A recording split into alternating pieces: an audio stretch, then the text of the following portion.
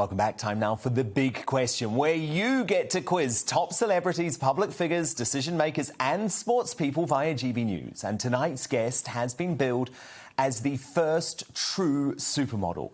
But her ambitions spread far beyond the runway. After rejections from a string of modelling agencies for looking too ethnic, Janice Dickinson rose to become one of the most in-demand faces of the 80s, gracing the cover of Vogue 37 times. Unbelievable that. She also picked up 4 prestigious titles, including Cosmopolitan, Marie Claire, Harper's Bazaar and even Playboy, and worked with some of the biggest names in fashion, including Versace, Oscar de la Renta and Calvin Klein.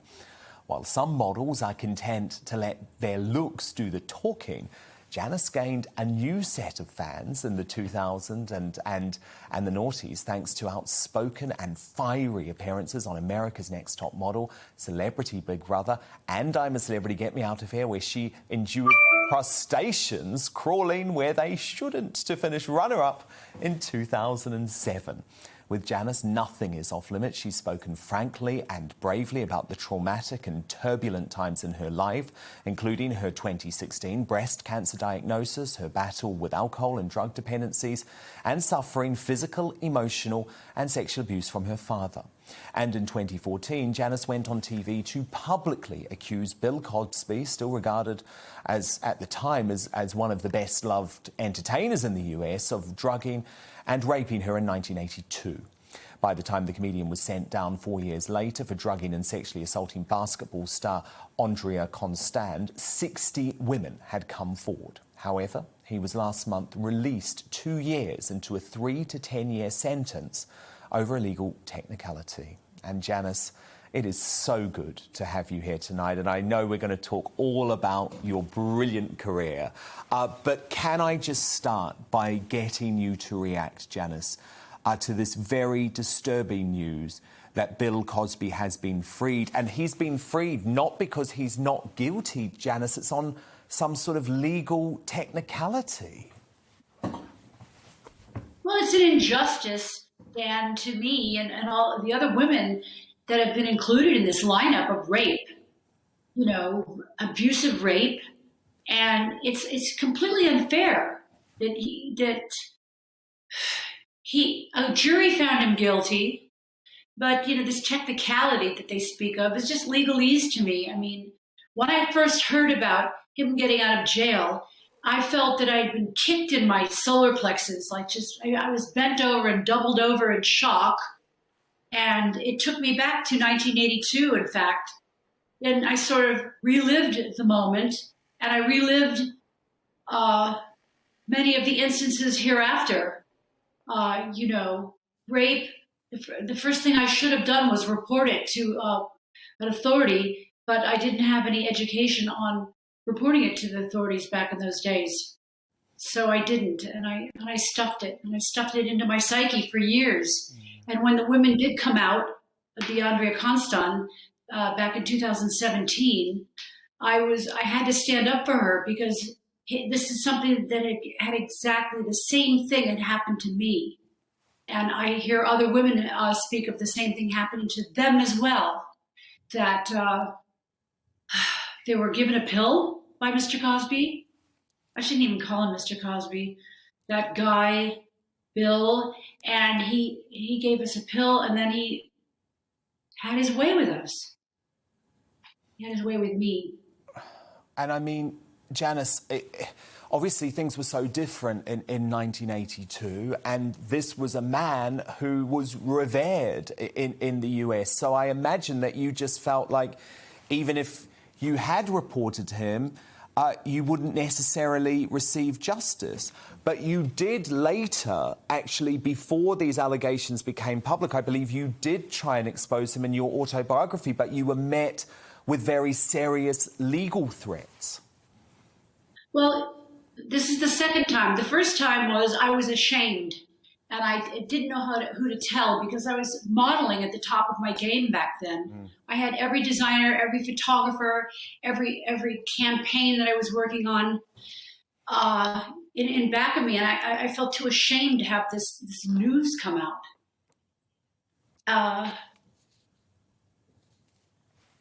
I shouldn't let this assault define me the way it did back then. Now I don't let this. Now I don't have this bad taste in my mouth defining who I was and who I am now. I tried to write about it in the book, but Judith Regan, my publisher, said this will never get by Bill Cosby's legal team. Indeed, indeed. And Janice, when you look back at some of the problems that you then had in terms of the drug addiction and the alcohol addiction, do you think it was because you were a victim of Cosby and you were holding all of that inside? Well, after years of therapy, this is what they tell me.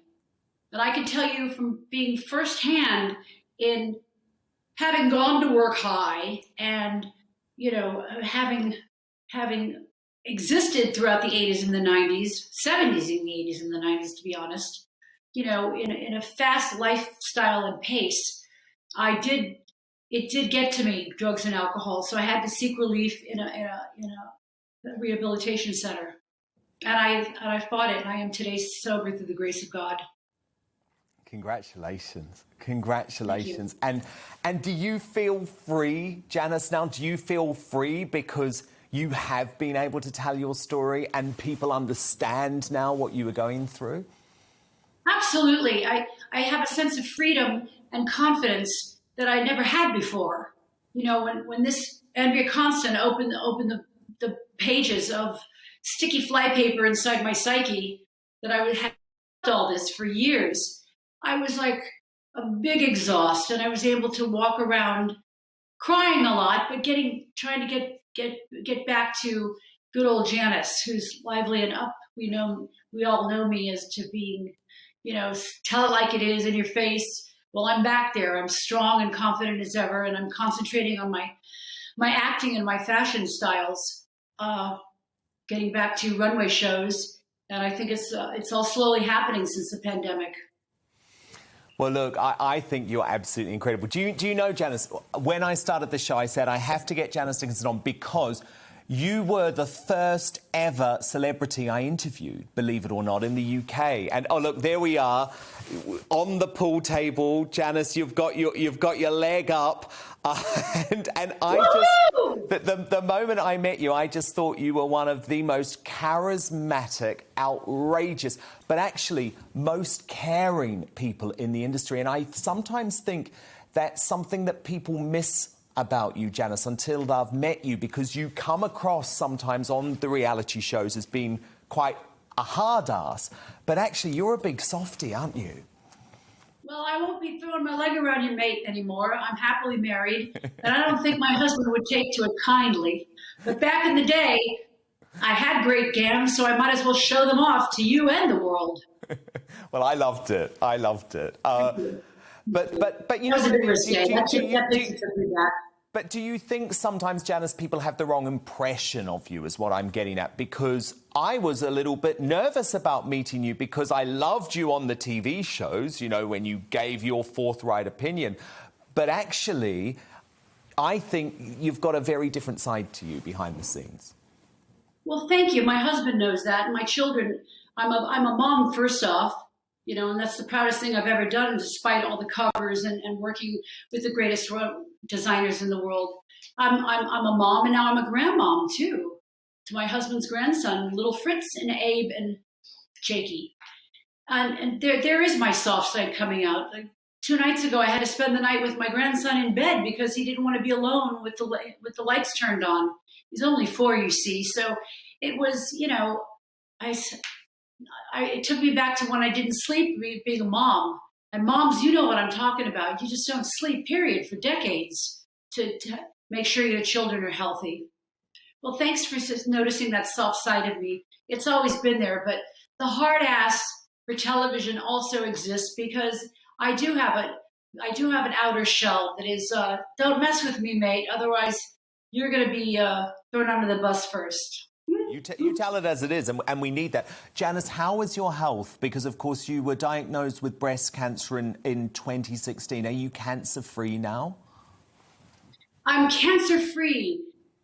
The slate has been knocked clean. I went through courses of radiation. it messed with my skin later on. It got all flabby, but that's okay. I'll take the flab in life rather than being 6 feet under and tight. Well, I'm so happy. I exercise daily. I go to the gym. I have a trainer. She kicks my arse, and I like it. Well, look, you were the first supermodel, Janice. You were the original. And I just wonder what you make of the supermodels or so-called supermodels these days, because you have the Hadid sisters, Gigi and Bella. You've got all these Kardashians, too. I don't know what you make of them, Janice. You know, what are their names? Kendall Jenner. She's one of them. She's a model. And are they supermodels? Are they supermodels? Kendall Jenner. Kylie, that's the other one.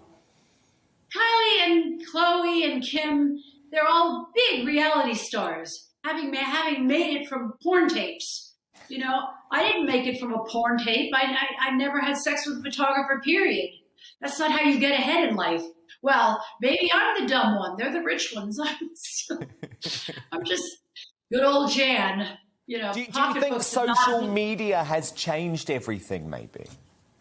Social media has come and blasted these women into the stratospheres of living rooms and the bedrooms of young women and men all across the United States.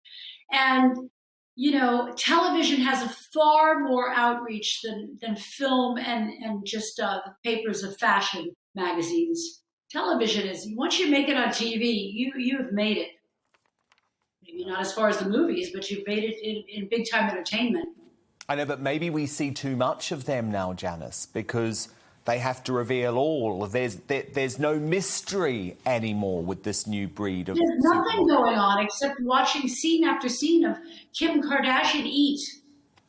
I mean, if she could lap together a sentence in between, like stuffing her gob with plates of salad, you know, it's kind of rude to speak while you eat with food coming out in bits and things. Janice, have to ask you about the American political situation. Where do you stand on it all? Did you know Donald Trump? Were you ever in the same circles? Yes. In fact, I stole his limousine once.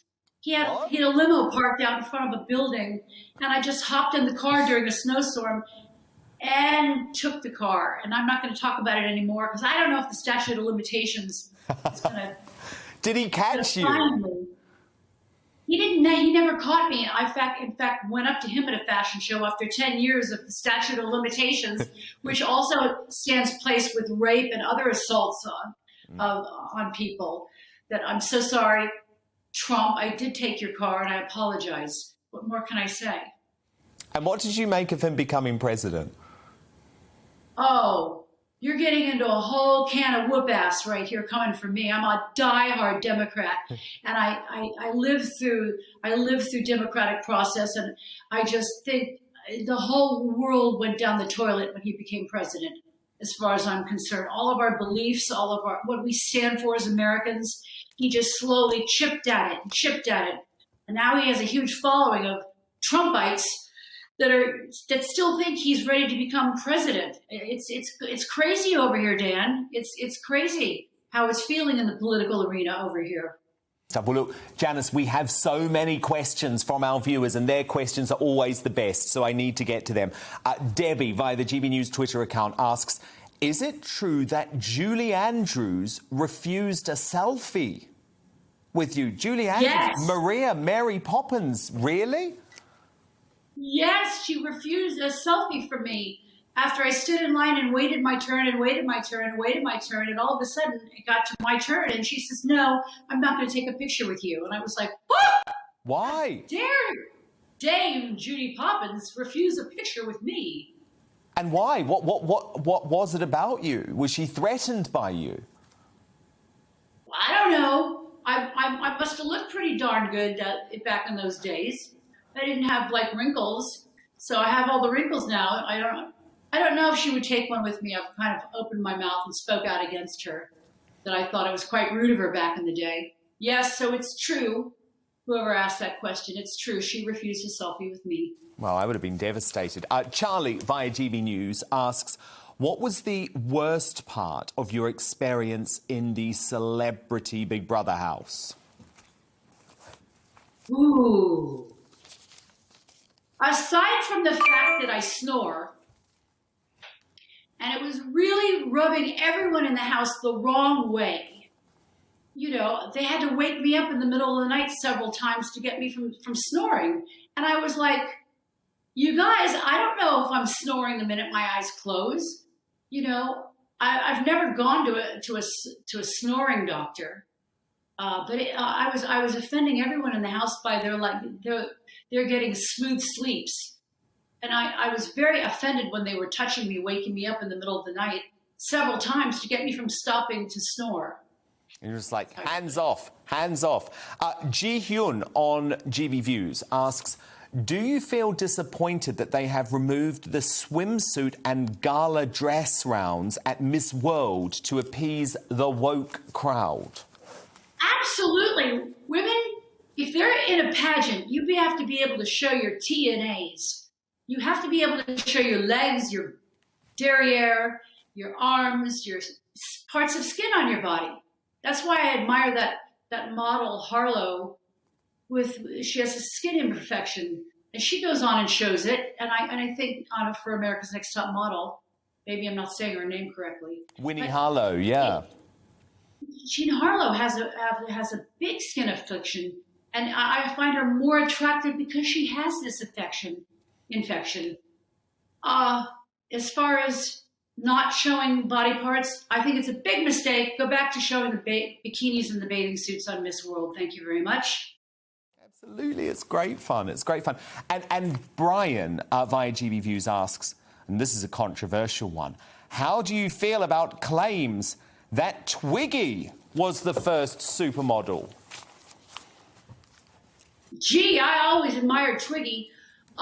Perhaps she was, but she never spoke about it. We didn't hear much voice from Twiggy, except from when she did those movies. Oh, come on, she's a big star. I'm not gonna even go against and say anything bad about Twiggy. I admire her dearly, and yes, she probably was the biggest supermodel, but I coined the term. That's exactly. All. You came up with it, Janice Dickinson, and I love you. You are the original and the best. Janice Dickinson, thank you so much for being here on tonight's Big Question. Great to speak to you. Good night, London. Night-night.